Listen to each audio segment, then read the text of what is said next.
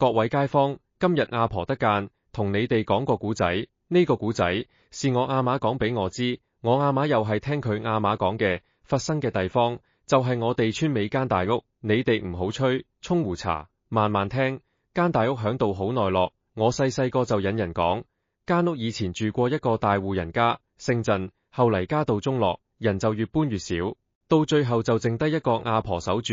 個阿婆過身之後，間屋就冇人住落，丟空咗幾十年。村裏面啲細蚊仔成日話間大屋有嘢，我哋細個那時，邊個夠膽行近間屋就係英雄。不過話時話，間屋雖然舊，但係烈實，青磚牆，趟龍門，2層的滿洲窗，睇得出當年真係威水。我呢，自細就唔怕呢啲嘢，阿嫲話我膽生毛，但係有件事到而家諗起，個心都仲有啲寒。嗰年我18歲，暑假返村，阿爸阿嫲去咗省城探親，得我同阿嫲2個人響屋企。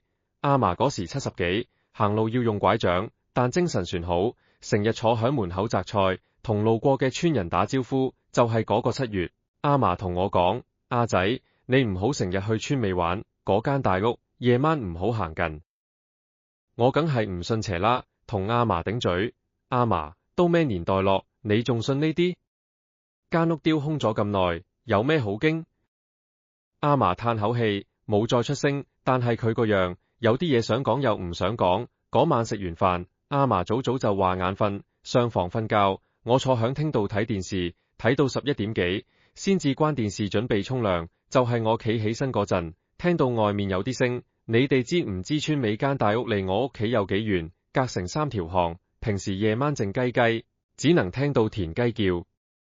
但嗰晚我好清楚聽到係趟龍門拉開嘅聲，那種嘎吱嘅響，拉得好長好慢，好似有人好輕手咁推門。我企響原地，豎起耳仔聽，冇幾耐又聽到啪一聲，係木門合上嘅聲。我心諗，邊個咁大膽半夜去間大屋？可能係邊個後生仔同人打賭，咁去探險。我好奇心起，着翻對拖鞋就輕輕推開門出去。巷口冇路燈，得月光照住。我挨住牆邊行，行到巷尾就企定定望過去。間大屋黑麻麻，2隻石獅子坐響門口，好似瞪住我咁。但係道門關得好埋，趟龍門拉實咗，木門都閂得密密。我企咗一陣，乜聲都冇，可能真係我聽錯，又或者係隻流浪貓搵地方瞓，撞到門。我咁樣安慰自己，就翻屋企瞓覺。第2日朝早，我同阿嫲食早餐，就隨口講，阿嫲，琴晚我好似聽到有人去間大屋。阿嫲隻筷子啪一聲跌落台面，佢望住我，面色有啲唔同。你聽到乜？聽到開門聲落，趟龍門嘎吱嘎吱聲。我扮唔在意咁答。阿嫲沉默咗好耐，先至慢慢開口，阿仔，你知唔知間大屋到趟龍30年前就胚咗？我呆咗一下，胚咗？點胚法？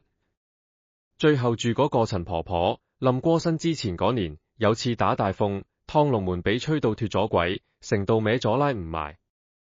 佢一個人整唔到，後尾就乾脆唔拉趟龍，淨係閂木門。佢過咗身之後，冇人整過。你話你聽到趟龍聲，即係有人或者有啲嘢響度拉道門。阿嫲講呢句話嗰陣，我背脊寒咗一寒。但年輕氣盛，梗係嘴硬，可能係琴晚有人偷偷整好咗呢？阿嫲搖搖頭，邊個會去整？鄭婆婆冇仔冇女，間屋都冇人要。你如果有膽，今晚再去引下，睇下聽到咩？阿嫲呢句話好似激將法，我堂堂一個後生仔，點可以俾阿嫲睇死？梗係拍心口話，聽就聽。我今晚就企響巷口，聽到天光。阿嫲望住我，嘴角有啲笑意，但又好似有啲擔心。佢乜都冇再講，只係低頭繼續食粥。嗰日我成日心掛掛，諗住夜晚嘅事。到咗黃昏，我特登行去間大屋門口，裝作路過，仔細睇下道趟龍。確實，道趟龍歪咗，左邊比右邊高出一截，卡住咗，根本拉唔開。木門閂得實，上面嘅銅環都生晒鏽。我用力推咗一下，紋絲不動，咁就奇啦。琴晚我明明聽到趟龍拉動嘅聲，道門明明胚咗，點可能仲拉得開？我企響門口，黃昏嘅太陽斜斜照落青磚牆，牆上有啲舊年嘅春聯殘餘，紅紙褪到白晒，字都睇唔清。間屋靜靜地，只有風吹過門口石階，捲起幾片落葉。嗰晚我食完飯，同阿嫲講：阿嫲，我去啦。阿嫲坐響廳度，手執住把葵扇慢慢搖。佢話：去啦，記住，無論聽到乜聲，唔好行入去，企響巷口就得。知道啦，阿嫲你放心。我行出門口，月光剛剛升起來。7月中，月亮又大又圓，照到成條村白蒙蒙。我一路行，一路聽到自己心跳聲。行到巷尾，揾咗個角落企定，可以望到間大屋成個門口。頭1個鐘，乜聲都冇，得田雞呱呱叫，同埋遠處邊隨隻狗吠2聲。我企到有啲攰，就蹲低咗。月光曬到個頭暖暖地，差啲想瞓着。就係我合眼嗰陣，聲來了，假知清清楚楚，趟籠門拉開嘅聲。我即刻睜開眼，望過去，間大屋度趟籠竟然慢慢咁向左邊拉開。鐵枝磨過青磚，發出那種刺耳又緩慢嘅響。拉開到一半，停咗，然後啪一聲，木門被推開一條縫，我成個人僵住咗。道門琴日明明拉唔開嘅，但而家佢自己開咗。黑漆漆嘅門縫入面，乜都睇唔到，淨係一團黑。我屏住呼吸，眼都唔敢眨。然後我見到門縫入面有樣白色嘅嘢一閃而過，好似係一截衫袖，又好似係一塊布。嗰樣白色嘅嘢消失之後，門縫又慢慢閂埋，啪一聲合實，跟住趟籠又假吱一聲拉翻埋，一切回復平靜。成個過程可能得1-2分鐘，但我企響度，成身汗，背心都濕晒。我唔知自己點樣行翻屋企，淨係記得打開門嗰陣，阿嫲仲坐響廳度，搖住把葵扇，好似一直都冇上過樓。聽到嘢啦？阿嫲問我點下頭，話唔出聲。阿嫲嘆口氣，入嚟坐低，我沖杯熱茶俾你。你聽我慢慢講。我坐低，雙手捧住隻杯，仲有啲震。阿嫲坐響我對面，月光衝窗照入嚟，照到佢滿頭白髮。你聽到嘅係陳婆婆，佢返嚟咯。阿嫲講，我打個冷戰。陳婆婆，佢過身咗幾十年啦哦。係啊，過身咗幾十年，但係每年7月，佢都會返嚟開道門坐一陣。阿嫲搖住葵扇，慢慢講，呢個古仔係你太媽講俾我知嘅，而家我講俾你知。阿嫲飲啖茶，開始講陳婆婆嘅事。阿嫲話陳婆婆姓乜，其實冇人知。佢嫁入陳家大屋嗰陣，先至20歲出頭，生得白白淨淨，幾好樣。陳家大屋嘅老爺叫做陳伯坤，係村裏面數一數二嘅富戶。陳伯坤比陳婆婆大20年，娶佢做田房。你哋知唔知乜嘢叫田房？就係前頭老婆過咗身，再娶一個。陳伯坤前頭老婆姓梁，生咗一個仔之後就病咗，拖咗幾年都係走咗。個仔叫阿明。陳婆婆入門嗰陣，阿明已經6歲。陳婆婆嫁入陳家，頭幾年都算好。陳伯坤對佢唔錯，有咩好吃好用都先俾佢。阿明呢個細路起初都算乖，叫佢阿嫲叫得幾甜。陳婆婆自己冇生養，就將阿明當親仔咁湊，每日朝早起身同佢着衫洗面，送佢去祠堂讀書，夜晚返嚟又同佢溫書，煮宵夜俾佢食。但係村裏面啲三姑六婆就成日響度着舌根，話陳婆婆係貪陳伯坤嘅家產先至嫁入嚟，又話佢自己冇仔生，至早俾人趕出門。陳婆婆聽到梗係唔開心，但係佢唔出聲，淨係低頭做自己嘢。陳伯坤50歲嗰年，有一日突然中風，半邊身喐唔到，自此之後就攤響床上，要靠人服侍。陳婆婆日日夜夜守響床邊，餵飯餵藥，抹身換衫，乜都係佢做。阿明嗰時16歲，已經係個後生仔，但係對陳伯坤嘅病好似唔多上心，成日出去同啲朋友飲茶食飯，好夜先返。有人同陳婆婆講，你咁辛苦，清個工人返嚟幫手啦。陳婆婆話唔使，自己屋企人自己搞得掂。其實陳婆婆心裏有數，陳伯坤啲錢管得好緊，銀包鎖響舉筒，鎖匙自己貼身收埋。阿明問過幾次，話想攞啲錢去做生意，陳伯坤都冇俾。佢成日同陳婆婆講，阿明呢個仔使錢大事，唔識慳，啲錢要留俾你，等你以後有依靠。曾婆婆每次都話：老爺你放心，我會睇住佢。曾伯君病咗2年，終於都係走咗。佢走嗰陣，握實陳婆婆隻手，講咗一句話：阿珍，你要小心阿明。阿珍係曾婆婆個名。曾伯君過身之後，阿明就變咗，佢再冇叫過陳婆婆阿媽，淨係叫慧。以前仲有幾分尊重，而家就完全冇晒。佢成日帶啲朋友返屋企，開台打牌、飲酒食煙，間大屋搞到烏煙瘴氣。曾婆婆勸過幾次，阿明就拍台：間屋係我老豆留俾我嘅，我中意點就點。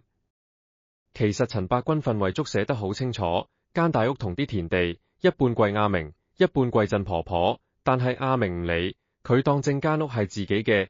曾婆婆唔想同佢吵，就自己搬去2樓住，1樓由得阿明搞。嗰幾年，曾婆婆過得幾慘，阿明越嚟越離譜，將啲田地逐啲喐出去，換錢去省城賭博。曾婆婆嘅嗰一半，佢都想打主意，成日同陳婆婆講：阿嬸，你一個女人要咁多田地做乜？喐咗佢，攞啲錢享福啦。曾婆婆次次都話唔喐，呢啲係老爺留俾我嘅，我要守住。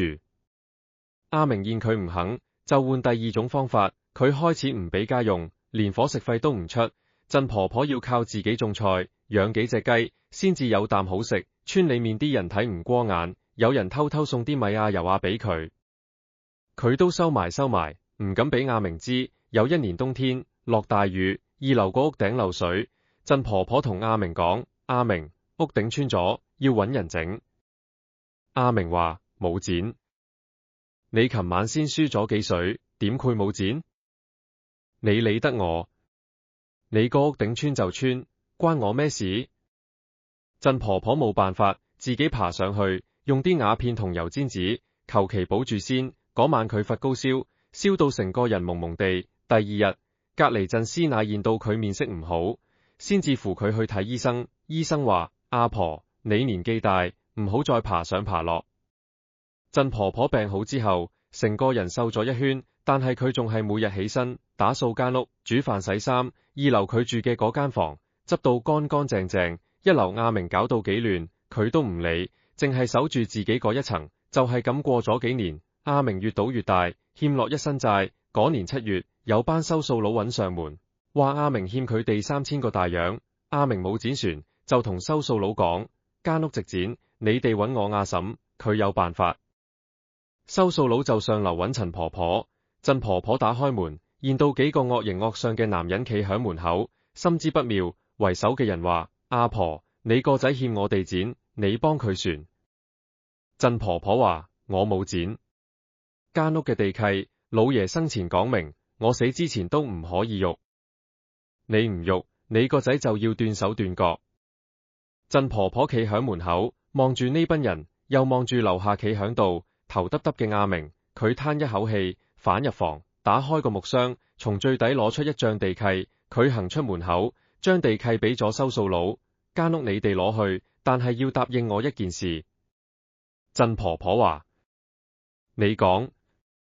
我要住到死，我死之後，間屋你哋點搞都得。收數佬同阿明對望一眼，點下頭。從此之後，間大屋嘅地契就落咗響收數佬手上，但係陳婆婆仲住響2樓。阿明呢，佢攞唔到間屋，又欠落一身債，有一日無聲無息咁走咗，唔知去咗邊。有人話佢去咗南洋，有人話佢俾人打死咗，都冇人知。曾婆婆一個人繼續住響間大屋，佢種菜、養雞，間中幫人車衫，賺幾個錢過活。村裏面啲人可憐佢，成日叫佢去自己屋企食飯，佢都唔去。佢話：我仲行得走得，唔使麻煩人。就係咁，曾婆婆響間大屋住多20年，佢由40零歲嘅婦人住到變咗個白髮蒼蒼嘅阿婆。間大屋由光鮮亮麗住到牆灰剝落、瓦面生草。佢每日都打掃。2樓住嘅地方乾淨企理，但係1樓嘅廳堂、廚房就由得佢荒廢。到趟龍門就係嗰年打大鳳胚嘅，曾婆婆想整，但係年紀大，整唔到，就由得佢。反正1樓都冇人用，閂埋木門就得。佢過身嗰年，我阿嫲剛好嫁入村。阿嫲話：曾婆婆走得好安詳，有一日朝早，隔離鎮師奶去探佢，見到佢坐響2樓窗前嘅太師椅上面，合埋眼，嘴角有笑意，好似瞓着咗咁，但係一摸，已經凍咗。村裏面啲人幫佢辦身後事，響佢間房執到個木盒，入面有幾件金器同一張字條，字條上面寫住：呢啲金器係我嫁入陳家嗰陣，老爺俾我嘅，我死後幫我分俾村裏面啲孤寡老人。另外，我每個7月都會返嚟開道門坐一陣，你哋唔使驚，我唔會害人。阿嫲講到這裏，停咗一下，飲啖茶，望住我：你琴晚見到嘅就係陳婆婆。阿嫲話佢每年7月都會返嚟開道門，坐響門口石階上望下條村。佢話過呢間係佢嘅屋，雖然地契俾咗人，但係佢住咗成世，捨不得。我打個冷戰，佢想點？佢乜都唔想，佢淨係想返嚟坐下。阿嫲話你太嫲講過，有一年7月，佢路過間大屋，見到陣婆婆坐響門口，着住佢生前最中意嗰件白衫。你太媽行埋去同佢傾偈。陣婆婆話：阿嫂，我返嚟睇下。你太媽問：你間屋而家冇人住落，你睇乜？陳婆婆話：我睇下條村變咗幾多。我住咗幾十年，條村就係我屋企。我聽完成晚都瞓唔着。第二日朝早，我特登行去間大屋，企響門口，合埋眼，感受下間屋靜靜地，陽光照到青磚牆，暖粒粒。我好似聽到有把好輕好輕嘅聲響度笑。自從嗰晚之後，我成日都心思思想去間大屋睇下。阿嫲話陣婆婆返嚟淨係坐下，冇惡意，但係我個心總係有啲嘢放唔低。後生仔嘛，對呢啲嘢又驚又好奇。過咗幾日，我約咗村裏面2個由細玩到大嘅朋友，阿強同阿文，同佢哋講起呢件事。阿強一聽就話：你作古仔咋？邊有咁嘅事？阿文就縮下，我阿嫲都話嗰間屋有嘢，叫我夜晚唔好行近。阿強拍心口：怕乜？我哋3個後生仔，一人一支電筒，去睇下究竟係乜嘢一回事。如果真係陳婆婆，我哋咪同佢打個招呼咯。我話，阿嫲話唔好入去。你阿嫲都係聽你太嫲講，傳咗幾代，有冇都唔知。阿強話：你唔係真係信阿媽？年輕人就係咁，明明自己見過，都仲要搵人陪自己去證實。我猶豫咗一陣，最後都係點下頭，好，不過要聽我嘅，企響門口，唔好入屋。嗰晚月光又大又圓，我哋3個約好響巷口等，每人帶住支電筒。阿強仲帶咗部相機，話要影低證據。阿文就縮響我後面，手震震。等到11點左右，我哋行到巷尾，企響上次我企嗰個角落，間大屋黑漆漆，同平時冇分別。阿強細聲話：都冇嘢。等陣，我話月光照到門口石階，白蒙蒙。我哋3個屏住呼吸，等咗大約半個鐘。阿文開始打呵欠，話不如返去啦，冇嘢㗎。就係佢講完呢句，聲來了，假知趟龍門慢慢拉開。阿強瞪大眼，電筒都差啲跌落地。我捉實佢手臂，示意佢冷靜。趟龍拉到一半，停低，然後啪一聲，木門推開一條縫，門縫入面一團白色嘅嘢慢慢行出嚟，真係一個着白衫嘅人影，身形細細粒，弓住背，行得好慢好慢。佢行出門口，坐響石階上面，面向住條巷，月光照到佢身上，清清楚楚，係一個阿婆，白頭白衫，坐響石階上，好似響度望緊乜嘢。阿強舉機想影相，我一手撳住佢，唔知點解，我覺得如果影咗，佢好唔尊重。我哋3個企響度，大氣都唔敢透。個阿婆坐咗大約1支香嘅時間，然後慢慢企起身，行返入門口，木門啪一聲合埋，趟龍假知拉反埋，一切回復平靜。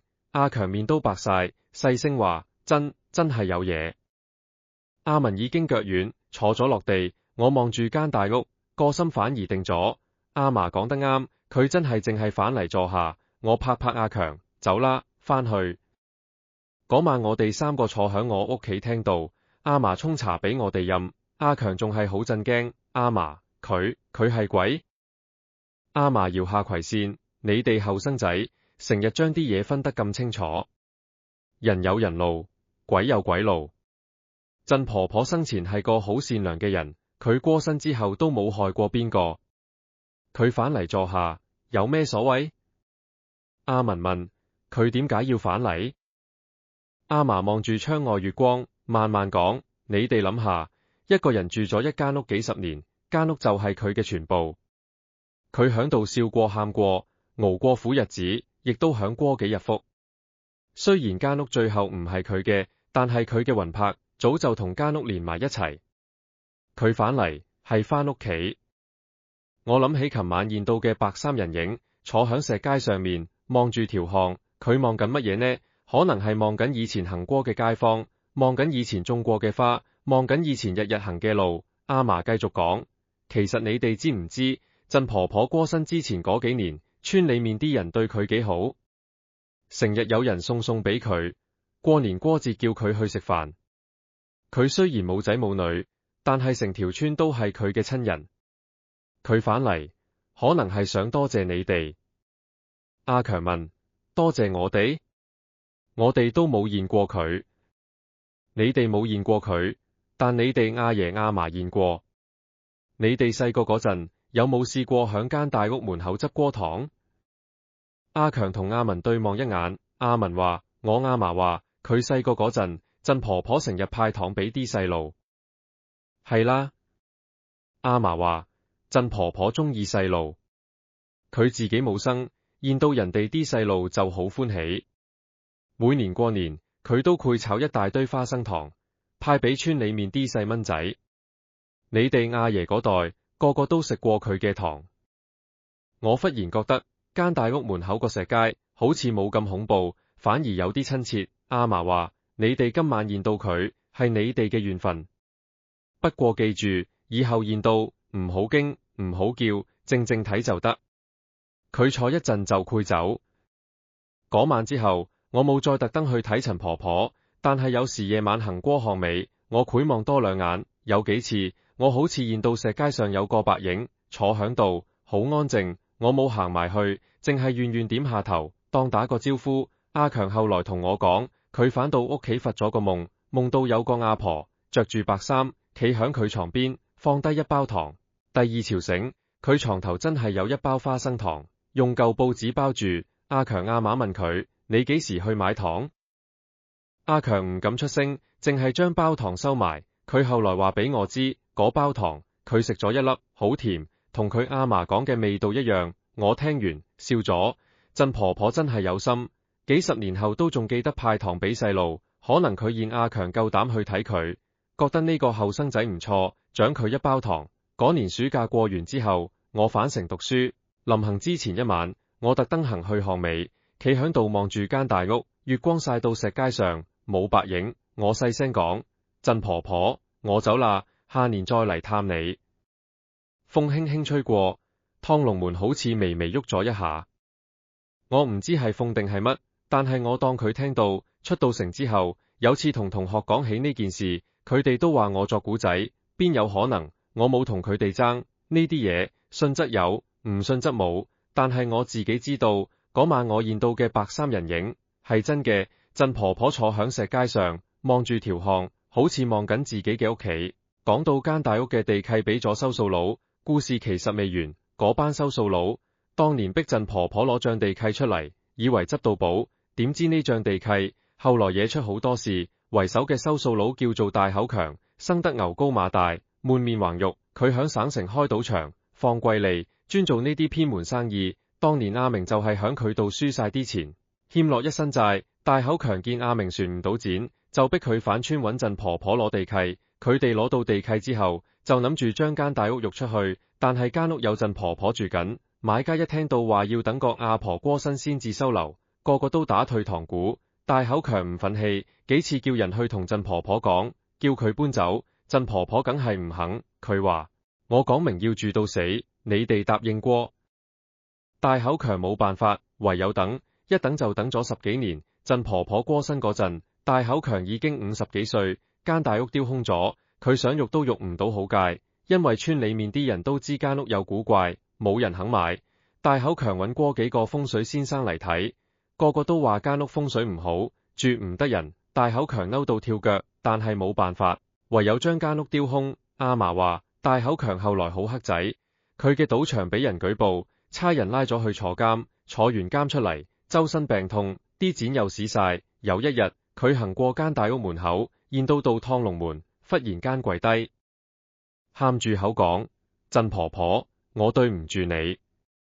有人見到，話佢跪咗成個下晝，然後自己行去祠堂，同村長講：間屋嘅地契我唔要啦，你哋搵人燒俾陳婆婆啦。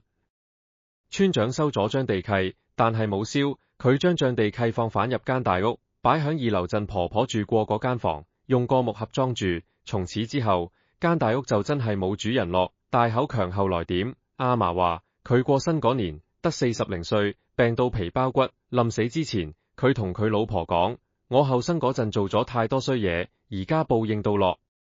你記住，以後做人要積德，唔好學我。大口強嘅老婆後嚟搬咗去村裏面住，成日去祠堂幫手，又捐錢修橋補路。有人同佢講起陳婆婆，佢就話：我老公欠佢嘅，我幫佢還。村裏面啲老人話：大口強呢種人就係因果報應，你逼人太甚，天都會收你。但係佢臨死識得懺悔，總算有啲良心。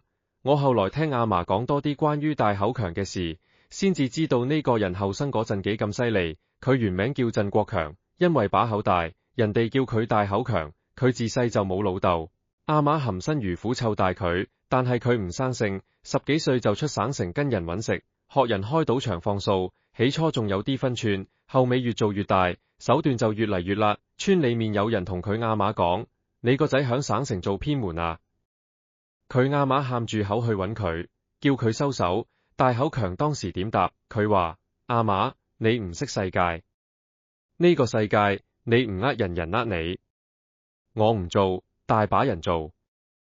佢阿嫲冇辦法，反到村成日喊。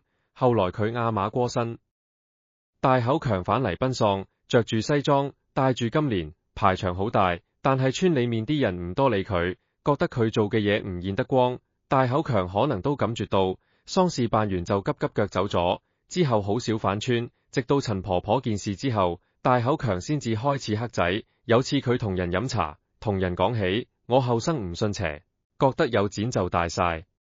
但係而家諗返轉頭，有啲錢攞得唔心安。佢老婆後嚟同人講，大口強臨死之前嗰排，成日發惡夢，夢到陳婆婆坐響石階上，望住佢唔出聲。佢每次驚醒都一身冷汗。有次佢同老婆講，佢冇鬧我，就係望住我，但係咁樣仲驚過佢鬧我。佢老婆勸佢：你不如返村拜下佢。大口強話：我唔敢。後尾有日，佢自己一個人返咗村，就係嗰日，佢跪響間大屋門口，喊住口認納。返到省城之後，佢病就越來越重，但係佢臨死之前同老婆講咗一句：我跪完嗰日，個心重晒。佢望住我嗰陣，好似笑咗一下。大口強過身之後，佢老婆將佢嘅事講俾人知。佢話：我老公後生做錯事，好彩臨尾至得醒。佢話俾我聽，做人最緊要心安。你食咗人哋嘅，至早要嘔返出嚟。有次我返村，經過祠堂，見到大口強個老婆響度掃地，佢見到我，笑咗笑。我問佢：阿嬸，你習慣村裏面住冇？佢話：習慣落，村裏面人好，對我好好。我而家日日幫祠堂做嘢，得間就同啲阿婆傾偈，不知幾安樂。我望住佢，忽然諗起阿嫲講過嘅一句話：善惡到頭終有報，只爭來早與來至。大口強後生做咗咁多衰嘢，最後都係要船，但係佢臨尾識得回頭，總算冇白行呢一遭。間大屋門口2隻石獅子正正企響度，我企響門口望住道趟龍，諗起大口強跪響度喊嘅樣。人做錯事唔緊要，最緊要係識得認。陳婆婆都係個寬厚嘅人，佢望住大口強笑過一下，就係原諒佢落。大口強嘅事講完，又講下阿明。呢個阿明自從走咗之後就冇晒音訊，有人話佢去咗南洋，有人話佢去咗香港，都係估下，直到我阿嫲嗰代，先至有人知道阿明嘅下落。嗰年，村裏面有個後生仔，叫做阿財，去南洋謀生。佢響星洲，即係而家嘅新加坡，做苦力。有一日響碼頭搬貨，見到一個老人家行過，個老人家着住一身舊衫，行路一拐一拐，好似受過傷。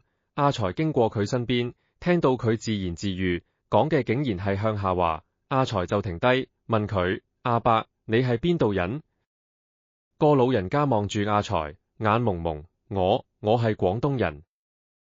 廣東邊度？老人家講咗個村名。阿財一聽，呆咗，就係佢自己條村。阿伯，你貴姓？我姓鄭。阿財心諗，冇咁啱啊嘛。佢問：你係咪阿明？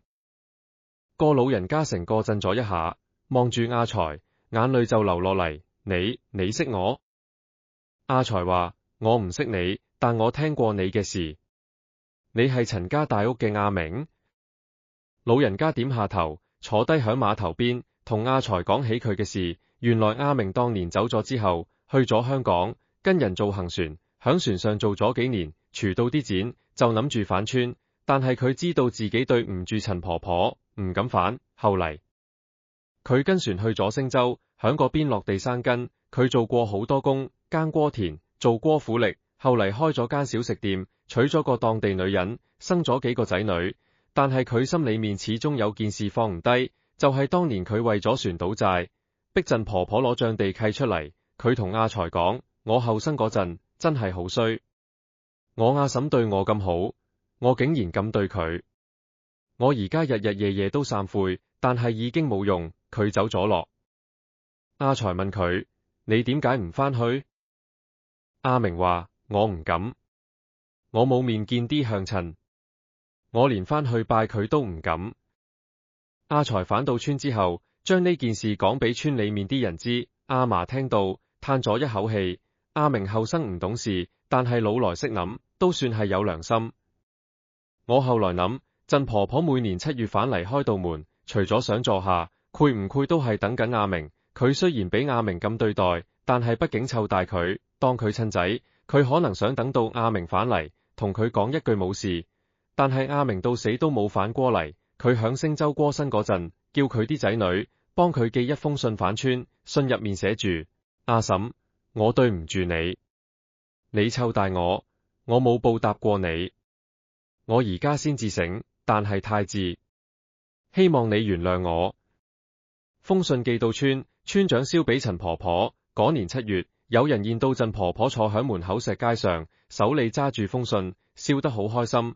阿財後來同人講起嗰次見面嘅細節，佢話阿明嗰時已經行路唔方便，要揸住支拐杖，但係佢一聽到阿財係同村人，就捉實佢隻手唔放，問長問短，問村裏面邊個仲響度，祠堂收過未，村口棵大榕樹仲響唔響度。阿財一答佢，阿明聽住忍住，又喊又笑。佢話：我離開嗰陣，棵榕樹先得咁粗，而家應該好大落。阿財話：大得好緊要3、4個人先抱得住。阿明點下頭，好，大就好。阿財見佢咁激動，就話：阿伯，不如你跟我返去行下。阿明搖搖頭，我唔返得，我冇面。鄭婆婆都走咗咁多年，冇人會怪你。我知，但我自己怪自己。阿明話：我每次合埋眼，就見到阿嬸坐響2樓窗前，等我返去食飯。我後生嗰陣，成日唔返屋企食飯，佢就坐響度等到飯菜凍晒都唔食。我而家諗起，個心如刀割。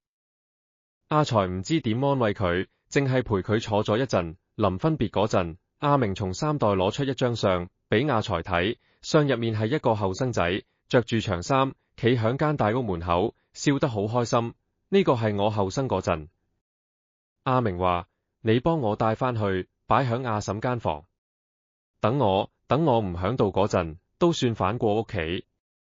阿財收好張相，同阿明道別，佢行開幾步，回頭望，見到阿明仲企響碼頭邊，望住海，成個人好細粒。阿財返村之後，將張相擺咗入間大屋2樓，鄭婆婆間房，佢同村長講起阿明嘅事，村長話佢終於至得後悔，都好。又過咗幾年，星洲有人寄信返嚟，話阿明過咗身，佢啲仔女遵照佢遺願，將佢嘅骨灰撒咗落海，話要順着水流返家鄉。佢哋仲響信入面多謝村裏面嘅人，話阿明臨終之前成日提起條村，提起間大屋，提起陳婆婆。嗰年7月，我返村，特登去間大屋睇下，行到2樓陳婆婆間房，我見到像相擺響太師椅旁邊嘅小幾上面，箱入面嘅後生仔笑得好燦爛，背後係間大屋，到趟龍門拉得好直，石階乾乾淨淨。我企響房門口，望住張相，又望住窗前嘅太師椅。陳婆婆以前就坐響呢度，望住窗外，等阿明返屋企食飯。而家阿明像相擺響度，佢哋兩個算唔算團聚呢？出返嚟嗰陣，我行過石階，聽到風輕輕吹過道趟龍，嘎吱一聲，好輕好輕，好似有人嘆咗一口氣，又好似係陳婆婆把聲，輕輕講咗句返嚟就好。我冇回頭，繼續行，但係個心暖暖地。間大屋丟空咗咁多年，越來越舊，瓦面穿咗好多窿。落雨嗰陣，2樓潰漏水，青磚牆上面爬滿咗薜荔，綠油油一片。門口2隻石獅子，俾雨水侵蝕到面目模糊，但仲係企響度。村裏面有人話，不如拆咗間屋，起過新嘅，但係啲老人唔肯，話間屋有靈性，拆唔得。後生嘅就覺得佢哋迷信，成日笑佢哋。我出城鬥書之後，有1年返村，見到間大屋門口貼住張紙，行近一睇，係政府貼嘅，話間大屋係歷史建築，要保留。原來有人查過，陳伯坤以前做過縣城，間大屋有100幾年歷史，屬於文物保護單位。村裏面啲人好高興，話好啦好啦，間屋保得住啦。政府派人嚟修葺，換瓦補牆，整翻道趟龍門，但係2樓陳婆婆住過嗰間房，佢哋冇點搞，淨係加固咗個屋頂，入面嘅家私擺設全部保留，太師椅、木箱、舊三舉都仲響度，個木盒裝住象地契都擺返原位。收好之後，間大屋變返好靜，青磚牆重新勾過縫，滿周窗刷到乾乾淨淨，趟龍門拉得好順，但係冇人住，間屋始終係靜靜地。有次我返村，特登行入去睇下，1樓嘅廳堂好闊落，以前阿明同佢啲朋友打牌飲茶，就係呢度，而家得幾張空凳，一個神台。2樓行上去，樓梯窄窄地，陳婆婆以前日日行上行落，間房好細，但係好整齊。太師椅擺響窗前，望出去就係條巷。我坐響太師椅上面，合埋眼，仿佛聽到陳婆婆把聲，同隔籬陣師奶傾偈。今日天氣好，曬下啲菜乾先。出返嚟嗰陣，我企響門口，望住道趟龍，鐵枝拆得忽亮，拉起來嘎吱嘎吱聲。我拉開門，又閂埋，拉開門，又閂埋。忽然覺得呢個聲好好聽。間大屋修好之後，村裏面啲人開始慢慢習慣佢嘅存在。以前細路仔唔敢行近，而家反而會走去門口玩，因為政府響門口裝咗盞路燈，夜晚都光光亮亮。有啲後生仔仲會坐響石階上面食雪糕傾偈，話呢度環境好。有次我見到幾個細蚊仔坐響石階上，阿婆同佢哋講古仔。我聽到阿婆話，以前呢度住過個陳婆婆，佢好好人㗎，成日派糖俾細路食。細蚊仔問：陳婆婆呢？佢去咗邊？阿婆話：佢去咗好遠嘅地方，但係每年7月都會返嚟睇下。細蚊仔瞪大眼：真㗎？我哋見唔見到？阿婆笑住話：你哋乖，佢就會俾你哋見到。我企響遠處，聽到呢番話，忍唔住笑。陳婆婆如果聽到有人仲響度講佢嘅古仔，一定好開心。間大屋後來仲成為一個景點，有啲外村嘅人會專登嚟睇下呢間百年古宅。佢哋企響門口影相，摸下隻石獅子，拉下道趟龍。村裏面嘅老人會主動同佢哋講古仔，講陳婆婆嘅事，講大口強嘅事，講阿明寄信返嚟嘅事。有次有個後生女仔引完古仔，喊咗，佢話：陳婆婆真係好慘。村裏面個阿婆話：傻女，陳婆婆一啲都唔慘。佢雖然冇仔冇女，但係成條村都係佢嘅親人。佢過身之後咁多年，都仲有人記得佢，仲有人講佢嘅古仔。你話佢慘唔慘？後生女仔搖搖頭，唔慘。阿婆話：係咯，人活一世，最緊要有人記得。真婆婆做到咗。我站響旁邊，聽到阿婆呢番話，個心有啲觸動。真婆婆生前熬咗咁多苦日子，但係佢嘅善良留咗響村裏面每一個人嘅心裏面。幾十年過去，佢嘅古仔仲有人傳，佢嘅堂仲有人記得。呢啲就係佢留低嘅嘢。間大屋修好之後，每年7月仲有人繪現到石階上有個白影，但係已經冇人經。有啲後生仔經過，繪遠遠講句：真婆婆你好，然後繼續行。個白影繪坐一陣就消失。我有一年7月返村，夜晚行過間大屋，見到石階上真係有個白影。我企定望住佢，月光照到白衫上，好柔和。個白影好似感應到我，慢慢轉過頭來。我睇唔清佢個樣，但係感覺到佢笑咗一下。我點下頭，細聲講：真婆婆，我返嚟睇你。白影微微喐咗一下，然後慢慢起身，行入門口，趟籠架，吱一聲拉埋。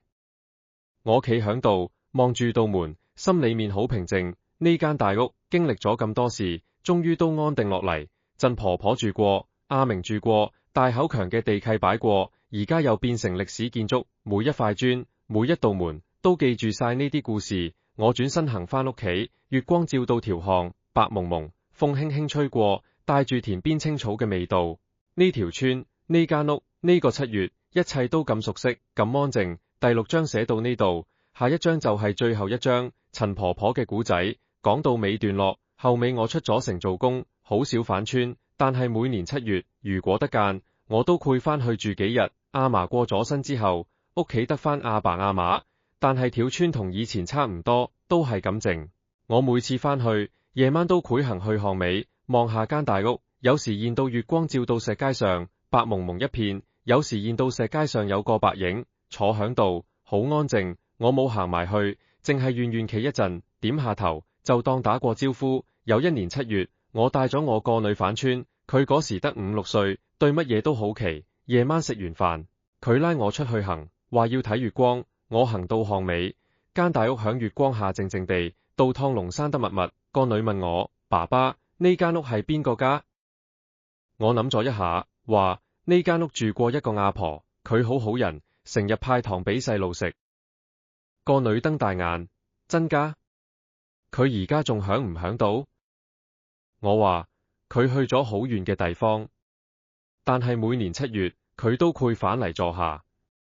個女望住間大屋，忽然話：爸爸，我見到石階上面有個着白衫嘅阿婆。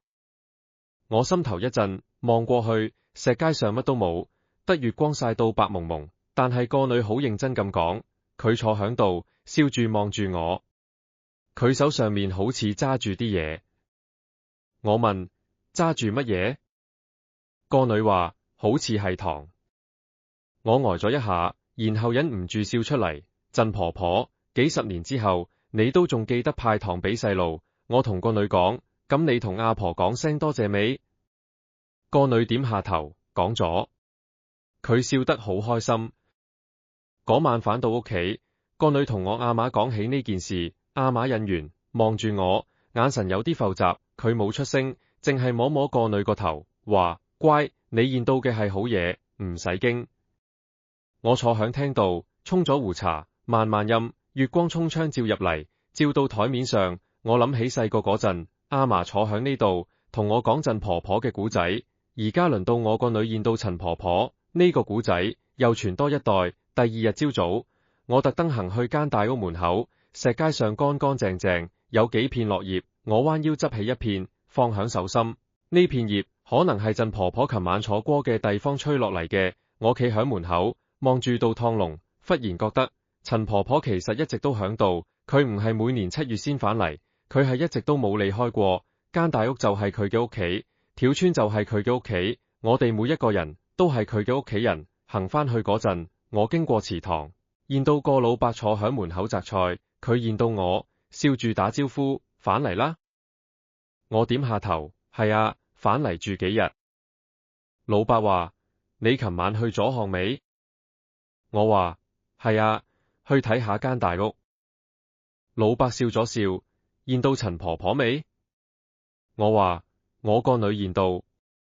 老伯點下頭，好，好。佢仲響度，就好。我坐低同老伯傾偈，佢話我知間大屋而家成日有人打嚟，村裏面啲後生輪流去掃地抹窗。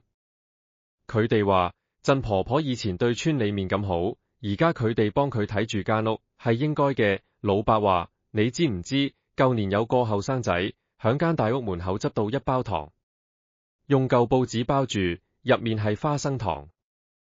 我話真係？真㗎。個後生仔食咗一粒，話好甜。佢分俾村裏面啲細路食，個個都話甜。老伯笑住話陳婆婆啲糖幾十年都係咁甜。我聽完個心暖粒粒。陳婆婆雖然唔響度，但係佢嘅糖仲響度，佢嘅善良仲響度。呢啲嘢係唔會消失嘅。嗰日黃昏，我行去村口棵大榕樹下面坐，棵榕樹好大，樹蔭遮住半邊天。以前阿媽成日坐響樹下面同人傾偈，而家輪到班後生仔坐響度玩手機。我坐低合埋眼聽風聲，榕樹嘅氣跟隨風飄，輕輕拂過面。我諗起阿嫲講過嘅話，人活一世最緊要有人記得。陳婆婆有人記得，大口強有人記得，阿明都有人記得，佢哋每一個人都留低咗啲嘢響條村入面。夜晚我最後一次行去巷尾，間大屋響月光下，青磚牆泛住淡淡嘅光。我企響石階前面，望住道燙龍，細聲講：陳婆婆，我走啦，下年再返嚟探你。風輕輕吹過燙龍門架，吱一聲，好似回應我。我轉身行開，行到巷口，回頭望多一眼，石階上月光白蒙蒙，冇人影，但係我知道佢響度，佢一直都響度。出到城之後，我個女有時會問起爸爸，嗰個着白衫嘅阿婆，佢幾時再派糖俾我？我話每年7月你返村就會見到佢。個女拍手話好，我下年要返村。我笑住摸下佢個頭。呢個古仔佢一直傳落去，陳婆婆嘅糖佢一直甜落去，間大屋佢一直企響度，月光佢一直照住石階。而呢個古仔我就講到呢度。各位街坊，茶飲完未？如果未，阿婆再沖過。不過古仔就講完落，你哋記住，做人留一線，日後好相見。陳婆婆雖然走咗，但係佢留低嘅嘢夠我哋學足成世。月光依舊，石階依舊，間大屋都依舊。年年7月，陳婆婆都會返嚟坐下。你哋如果有機會經過，不妨同佢打聲招呼，佢會好開心噶。好啦，散場落，阿婆要收檔瞓覺。聽晚如果得間，再講第二個古仔俾你哋聽。而家你哋慢慢行，返屋企小心啲。月光咁好，唔使驚。古仔講到呢度，其實都差唔多完落。但係有樣嘢，我諗起仲想同你哋講多兩句，就係舊年7月，我個女又返村。佢大個咗幾歲，但係仲記得陳婆婆。夜晚佢拉我去巷尾，話要去探阿婆。我行到間大屋門口，石階上月光白白，冇人影。個女企響度，合埋眼，好似聽緊乜嘢。過一陣，佢睜開眼，笑住話：爸爸，阿婆話佢今年好開心，因為好多人記得佢。我摸下佢個頭，冇出聲。風輕輕吹過，燙龍門微微喐咗一下。我望住間大屋，青磚牆上碧麗綠油油，滿周窗反住月光，道門閂得密密，間屋靜靜地，但係唔覺得冷清，反而有種親切。後來我同村長傾偈，村長話佢打算響間大屋門口立塊牌，寫低陳婆婆嘅事，等以後啲後生同埋外村嚟嘅人都知道呢間屋發生過咩事。我話好，陳婆婆嘅古仔值得寫落嚟。塊牌後來真係立咗，我返村嗰陣見到。上面寫住陳氏名真，嫁入陳家，守屋數10載，善心待人，村人敬之。每年7月，雲貴故宅，坐於石階，望村安好。我企響塊牌前面，讀完個心有啲酸，又有啲暖。陳婆婆唔識字，但係佢嘅事而家用字寫咗出嚟，以後就算冇人識講古，睇到塊牌都知佢係點樣一個人。月光照落石階。我放低一包花生糖響石階上面，係我特登去村口間鋪頭買嘅，用舊報紙包住，好似以前陳婆婆派俾細路嗰種。然後我行返屋企，冇回頭，風響身後吹過，趟龍門架，吱一聲輕響，我知佢收到啦。好啦，古仔真係講完，你哋慢慢行，返去瞓個好覺，記住做人善良啲，多幫人，自然有人記得你。珍婆婆就係咁，佢雖然走咗，但係永遠都響度。